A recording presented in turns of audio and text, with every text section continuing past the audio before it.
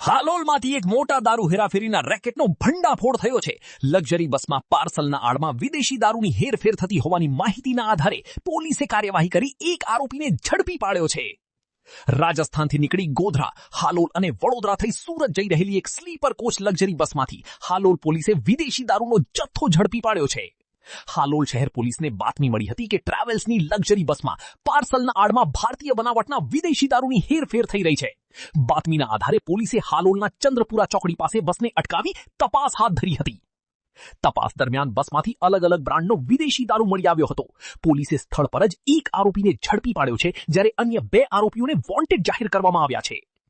પોલીસે કાર્યવાહી દરમિયાન અંદાજે ₹1,92,000 થી વધુ કિંમતનો દારૂ, 10,000નો મોબાઈલ અને 6,200 રોકડા મળી આવ્યા છે. સાથે જ લગભગ ₹20 લાખની લક્ઝરી બસ સહિત કુલ ₹22,08,920નો મુદ્દામાલ કબજે કરવામાં આવ્યો છે. આ સાથે દારૂની ખેપ મારનાર સુરતના કામરેજ તાલુકાના પટેલ ફળિયામાં રહેતા દીપક કુમાર નરેશભાઈ જોશીને ઝડપી પાડ્યો છે, જ્યારે અન્ય 2 આરોપીઓને ઝડપી પાડવા માટે પોલીસ તલાશ શરૂ કરી છે. પોલીસ દ્વારા હવે આ રેકેટના મૂળ સુધી પહોંચવા માટે વધુ તપાસ હાથ ધરાઈ છે. ફરાર આરોપીઓની શોધખોળ તેજ બનાવવામાં આવી છે.